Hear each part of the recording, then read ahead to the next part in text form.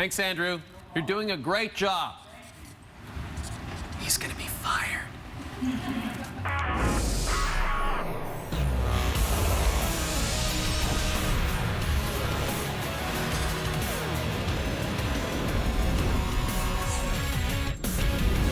It's Sports Center with Jay and Dan, presented by Tim Hortons. And later on this television show, NHL and TSN analyst Mike Johnson will stop by to talk about all things National Hockey League. But lucky I took my gum out. I had to chew like a horse.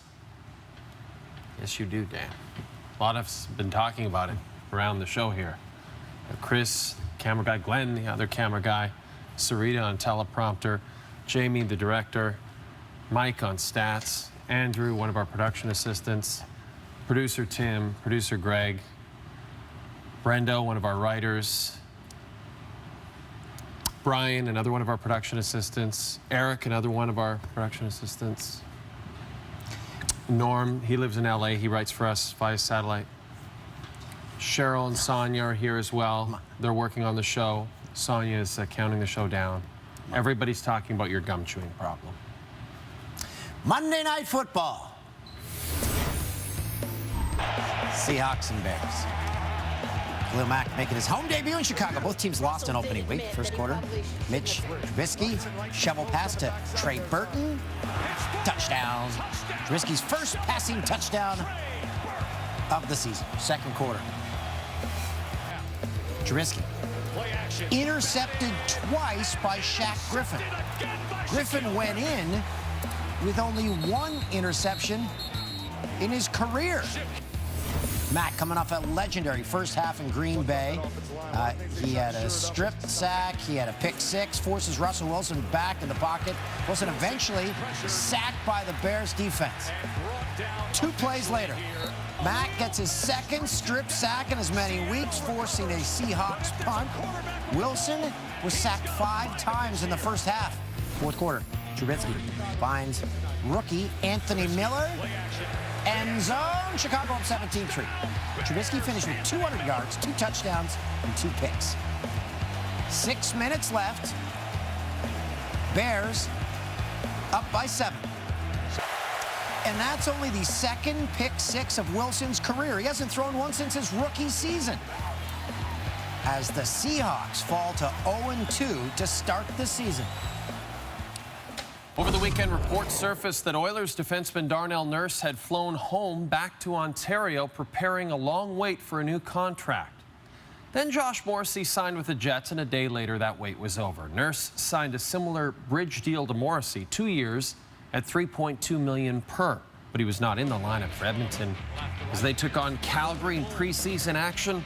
On Monday night, Dylan Dubé, Kelowna Rockets alum, making his bid to make Calgary's opening night roster. In 23 seconds in, he beats Mikko Koskinen, who Edmonton brought over from the KHL this offseason on a $2.5 million deal that raised some eyebrows. Evan Bouchard, 10th overall, 2018. Trying to make this squad. Led all OHLD men with 87 points last year.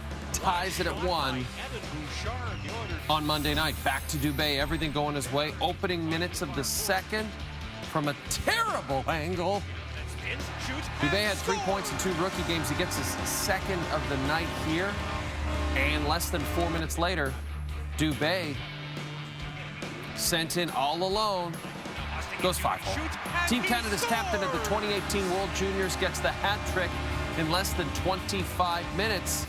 Another Western Hockey Leaguer, Kyler Yamamoto, big night of his own. Third period, Ryan McLeod springs a beautiful breakaway 5-hole, second of the night. He also added an assist as Edmonton beats Calgary in a meaningless game. Wild and Jets. Busy offseason for Winnipeg. They've signed 18 contracts since July 1st, the latest being defenseman Josh Morrissey on Sunday, as Jay mentioned. Opening frame, former Barrie Colt, Brendan Lemieux driving to the net. loses the puck. Marco Dano right there to jump on it. Book 'em, Dano. Winnipeg led the NHL with 92 first-period goals last season. Third period, tie game, wild power play. Ryan Murphy denied by Laurent Brossoit. Just say that name. It's fun to say. Brossoit. He's auditioning to be Connor Hellebuck's backup. He made 39 stops. Midway through the frame, Christian Vassalainen. Chance in front. Doesn't get a clean shot up. Puck winds up under Andrew Hammond, the Hamburglar, as he collides with a teammate, knocking the net off. The play reviewed to see if the puck crossed the line before the net went off. There was no conclusive evidence of a goal. Just over a minute later, Patrick Laine through the zone, feeds Joe Morrow, beats him. How great is it to have hockey highlights back? Jets with the 2-1 advantage, but the puck double post and out, never crossed the line. There was no video review on the goal. It stands. The Jets take insurance preseason, but Morrow, what happened on that game-winning goal? Did it actually go in the net? Was it on the score sheet? Yeah. Was there a coach's angle that showed Joe Morrow's shot actually crossing the goal line? Joel, I was still watching the other one that went in.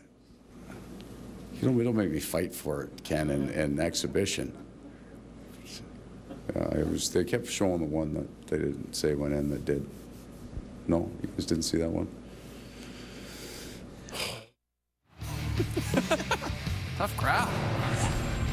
Jesperi Kotkaniemi, third overall pick, making his Montreal home debut as the Habs host the Devils' third period.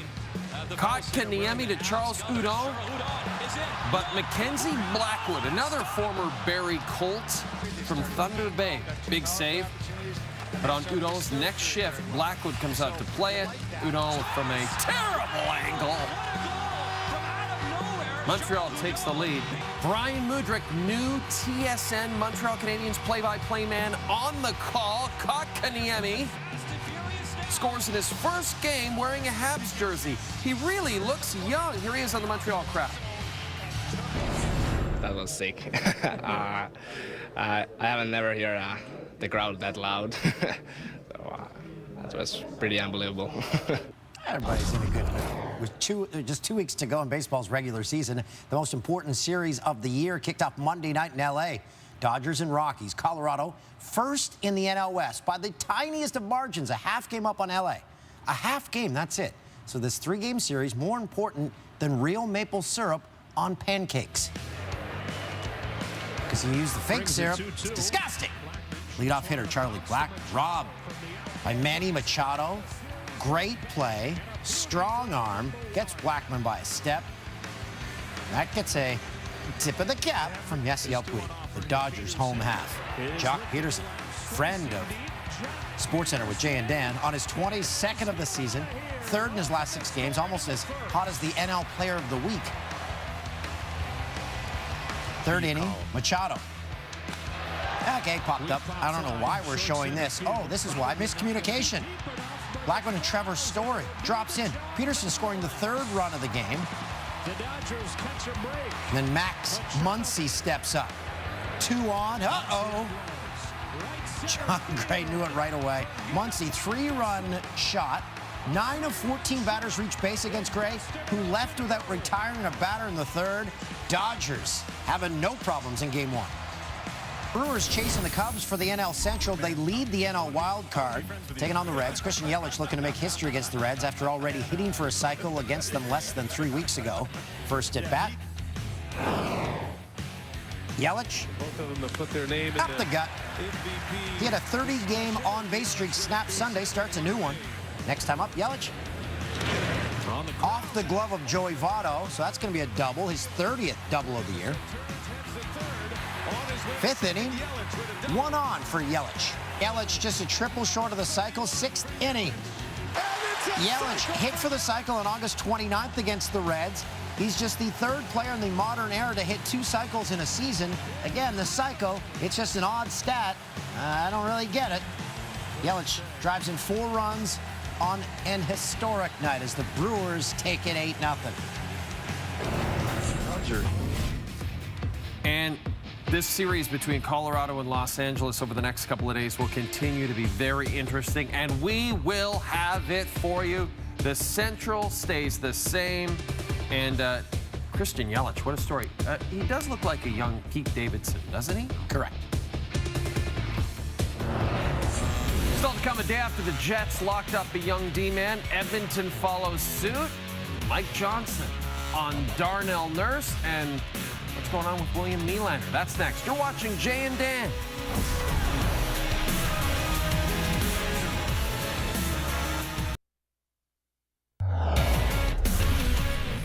Only 8,000 and change bothered to leave their homes to see the Jays and Orioles. Top two, Rowdy Tellez, hitting .407 since being called up. Drives in his 6th run in 11 games. RBI single, 1-0 Toronto. Next batter is Danny Jansen. Man on, ball gone. Second home run of his career. 3-0 Jays after 2.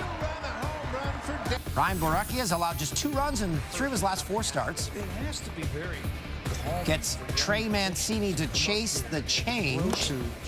Fools Tim Beckham. Borucki had 7 strikeouts in this one. In the 7th, Chris Davis.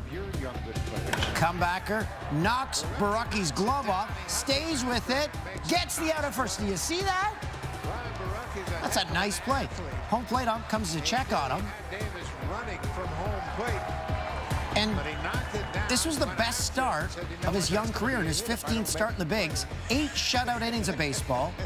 Only gave up 3 hits. Jays win. O's lose for the 107th time this year. Joining us in the Coors side seats, it is Mike Johnson, TSN hockey analyst, who, by the way, appears on this week's edition of the Jay and Dan podcast. Yes. And you were fantastic on the podcast. I'm only as good as the guys I'm on with, so. Thank you. Well said. It's not that good. When you're right, you're right. Oh, Mike. Okay, Darnell Nurse. This is interesting. We had heard he had flown back to his home in Toronto. He'd left Edmonton. He was really going to dig in on this deal. And then Josh Morrissey ruins his plans. Yeah, it must have not been a great weekend for Darnell Nurse when Josh Morrissey signed, because Darnell Nurse was digging in. He knows Sekera's hurt. He knows Edmonton has to get off to a good start, and he's going to get his $4 million bridge deal. He's going to get it. He's going to stick in for the long haul. He's in Toronto. He's not in Edmonton. And then Josh Morrissey signs, and Morrissey understands he doesn't have nearly the leverage in Winnipeg that Nurse would have in Edmonton. And Nurse and Morrissey are almost identical statistically in their cases. Now, they're very different players. Nurse a bit more physical, maybe a little bit more offense this upcoming year. Morrissey's a better defender, not quite as big, not quite as strong. But what they've done, minutes, shorthanded minutes, all of it very much the same. So as soon as Darnell Nurse, who was probably feeling bullish about his case, he sees Morrissey go for 3.15. He's like, well, that's enough of that. I guess I'm going to have to settle in there. And to his credit, he quickly realized there's no point in hanging out for more money that I'm not going to get. Meanwhile, in Montreal, excuse me, had a lot of tea. Marc Bergevin revealed the team's depth chart. They're going to move Jonathan Drouin, who apparently is having a good camp. Very good so far. One of the best players in Montreal. Going to move him back to the wing, where they had him last year, and they're going to put Max Domi at center, which is interesting because I don't remember Max Domi ever playing center in the NHL. So, I mean, you could look at it kind of on a negative way and say, well, they traded Sergachev down to Tampa for a centerman that they told everyone was going to be Jonathan Drouin. It didn't work out. They told everyone that Jonathan Drouin wasn't capable of playing center just yet. They traded a centerman in Galchenyuk to Arizona for Max Domi, a winger, to play with the centerman Drouin, who's playing on the wing while Max is playing center. You put all that together, it's maybe not gone exactly as they anticipated, but I will give them credit because it'd be easier to put Drouin at center in an effort to validate the Sergachev trade and the assessment that Drouin could play in the middle. If he's not ready, comfortable, or as good at it as Max Domi might be, then don't force them to play it just out of pride or stubbornness or trying to avoid some critique. Do what's best for the team. And if what's best for the team is Drouin on the wing, dancing around and flying, and Max Domi somehow evolving into a centerman here 3 years, 4 years into his career, then do that now, because you can't worry about what's happened to get you to this point. You're just here. So do what's best for the team. I will be curious, though, because I tried playing center about 8 years into my career. It did not go well. And so while Max is very talented and a strong player and creative, it's a different world playing center and down low and all that entails, especially for Claude Julien, who likes his centerman to be very defensively reliable. So I'm going to see Montreal a couple times this week. I'll be watching very closely practice and games how Max Domi plays in the middle. But I don't blame him for trying it. I actually applaud them for doing it because if it's what's best for the team, you got to roll with it. Will you report back from half? Yes, I absolutely will. Daily reports in on how Max is doing on face-offs and down low coverage. Sounds good. And get him some lozenges. Yeah, I'm dying over here. Well, so we'll take a break. And when we come back, since there were absolutely no other awards being handed out Monday night, we cornered the market with the Jannies. Hey, Henry Winkler won an Emmy. That's cool.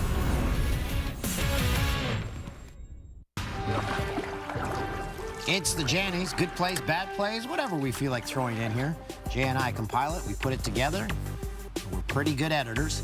Monday Nighter, Mitch Trubisky throws deep for Allen Robinson, but Shaq Griffin leaps up for the interception. His first of 2 in this game. Nationals pitcher Eric Fetty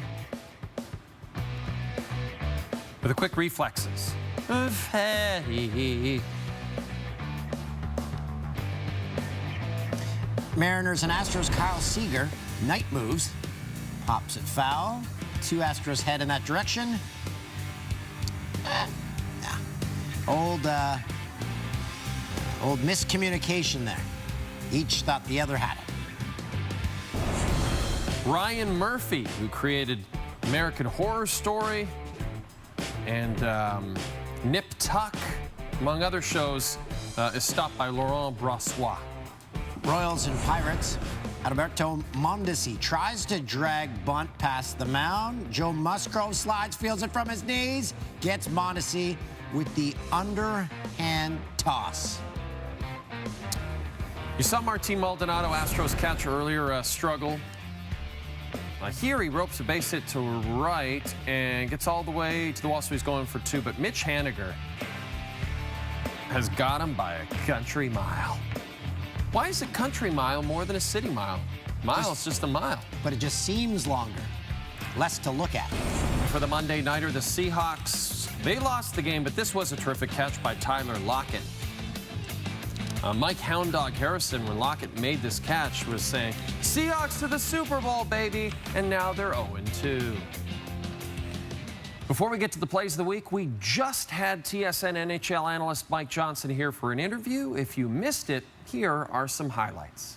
Meanwhile, in Montreal, excuse me, especially when you hear, excuse me, Mike. He's doing on face-offs and down low coverage. Excuse me, Mike. Face-offs and excuse me, Mike. Face-offs and Here we are. Producer Tim wouldn't let us walk from the other set because he said it would take too much time. But I maintained that we would have gotten here in a pretty quick fashion.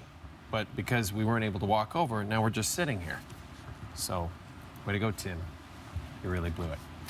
Johnny Football will be back under center for the Montreal Alouettes when they travel to Winnipeg Friday to take on the Blue Bombers, with Antonio Pipkin tossing up 4 picks. Last week in a loss to BC, the door has been opened up once again for Manziel. You may remember last week, he had some things to say to the media.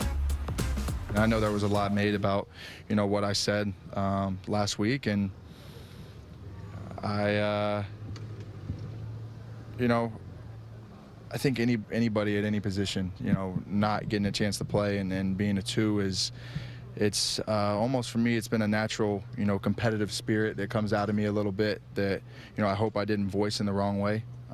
But I'm just a competitor as anybody else is, wanting to get on the field and wanting to play and wanting to compete. And I feel like that is a huge part of what's made me successful in the past and a huge part of who I am as a person. So, I hope, I didn't rub anybody the wrong way. It has nothing to do with what he said. It was just that I think he deserved an opportunity based on how the offense performed, and to give him an opportunity to show what he can do. I think he deserved that opportunity.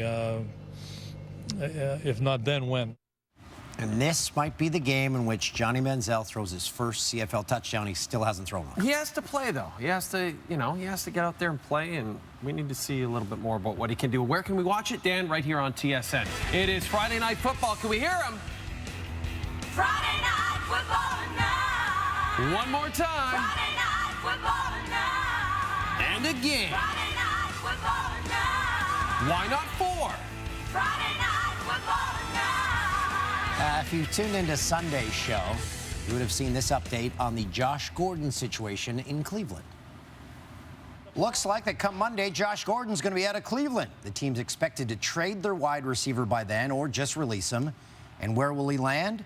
Gordon wants it to be Dallas, but rumor is Cowboys don't want him. His second choice, San Francisco.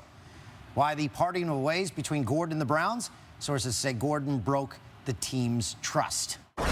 Well, Josh Gordon was also posted this video, watching our show, and he chuckled when I said trust issues. He tagged his teammates on his Instagram video. Well, his former teammates, because Josh Gordon was traded to the Patriots for a 5th-round pick. On Saturday, the Browns announced that they would release Gordon Monday after he arrived at the team facility Saturday with a hamstring injury that he reportedly suffered during a promotional shoot. ESPN's Adam Schefter tweeted that Gordon is now healthy enough from his hamstring injury to play Sunday against the Lions as the Patriots, they continue to take misfits. But, you know, maybe he could turn out to be the next Randy Moss. You know, really turn his career around there. By the way, how is Josh Gordon watching our show? Yeah, where is he? Do they get it in Cleveland? Maybe they do. Got Bell Express View in the Cleve now? Yes. Either way, we're thrilled, Josh, and we're happy that you're a big fan. Mark Sessler of the NFL Network sent this tweet on Sunday saying, if Josh Gordon lands with an AFC North team or the Patriots or the Jets, I will drink bleach for 1,000 days. So Monday was day 1, just 999 days to go for Mark Sessler. Carson Wentz has been medically cleared to play and will start week 3 for the Eagles. Wentz suffered a knee injury December last year, ended his season. The Eagles 1-1 without Wentz under center this season. Wentz, he missed the last 3+ games, and he still finished second in the NFL last year with 33 touchdown passes. Yeah, he looked like he was going to win the MVP. By the way, Doug Peterson, when he doesn't wear that visor, I don't know who I'm looking at. Guess what? This is no surprise. The Browns, they're moving on from kicker Zane Gonzalez. They've signed Greg Joseph as his replacement. Gonzalez missed 2 field goals and 2 extra points in Sunday's loss to the Saints, and he missed a game-winning field goal in Week 1 against the Steelers in overtime. And the Vikings waived rookie kicker Daniel Carlson, and veteran Dan Bailey is expected to sign pending a physical. Carlson missed 3 field goals in Sunday's tie against the Packers, including 2 in overtime. Vikings coach Mike Zimmer, pretty blunt when asked about the move. What went into the decision today to let Daniel Carlson go? Did you see the game? Okay. Was it an easy decision? Yeah, it's pretty easy. Zimmer, he's cold. Our friend Peter Schrager from the NFL Network reported that there were more teams competing to sign Dan Bailey than there were trying to trade for Josh Gordon. Bailey, he's only 30. He's got a lot less left in the leg, as they say. I was just going to say that. After the Jets made it to the conference finals last year, expectations are high in Winnipeg heading into the upcoming season, as we know, Dan. Yeah. The Wheeler kids are just going to be hanging around Polo Park, going to movies and stuff. I love it. Conor McGregor, he announced on Monday that he's releasing his own Irish whiskey. It's called Proper 12. Now, Dan, McGregor said he spent his life studying the craft of whiskey making. But if you're wondering what the whiskey will taste like, he released this commercial. Conor McGregor is proud to announce Conor McGregor's Proper 12 Fighting Whiskey. And all these bottles need to get the f*** out of here! Proper 12 is made with the finest malted barley, sweat, stranger's blood, and pure rage. It's the whiskey that'll make you say, what are you looking at? You think you're better than me? You're not better than me! Let's fight! It goes down smooth in round 1, makes you feel invincible in round 2, and puts you down for the count in round 3. Don't buy overpriced whiskeys from those other distilleries because they're just another broke bum trying to sell some Conor McGregor's Fighting Whiskey. Make your liver tap out. Now, if you follow him on Instagram, he wrote this much about how he has actually been studying whiskey for all his life. Do you believe that? Of course. Okay. Well, I would never tell him to his face that I don't believe that. But I don't believe that. Still to come. It was a good one. It's the worst play of the day. Joe Morrow shot off the post. Goal light comes on. Morrow celebrates on the replay. Clearly, as Gino Reda would say, does not cross the goal line. One post comes across, it's the other. But goals are not reviewable in the preseason, and it would stand. And it would end up being the winning goal. A lengthy "you blew it" segment. Many errors today. Dan, you couldn't say Jesperi Kokaniemi's name. You said you blew your top 10 intro, but I thought it was I just good. didn't have the intonation right. You're very hard on yourself. I blew it. I mentioned how everyone on the show was talking about you chewing gum off the top, but I didn't mention Thomas Surska, one of our producers, and Mark Jackson, who is a very low level member of our staff, just started here, not really important at all. I blew it. I said Patrick Corbin was named after Corbin Burnson, but apparently that's impossible. Okay. And I said that producer Tim didn't want us to walk over from that set to this set because it would take too much time. Apparently producer Tim said, and I quote, "I just didn't want them to walk over. Time was not a factor." So Tim just doesn't want us to have fun. Okay, well, we already knew that. I figured that out about 14 years ago. When we were in Saskatchewan over the weekend, everyone talked about how much they love when we walk from one set to the other. People in Saskatchewan love when people walk from one place to another. We should start a walking channel. Yeah, just walk back and forth right here. Be good TV. Meanwhile, in Montreal, excuse me, when you hear, excuse me, Mike, He's doing on face-offs and down low coverage. excuse me, Mike, excuse me.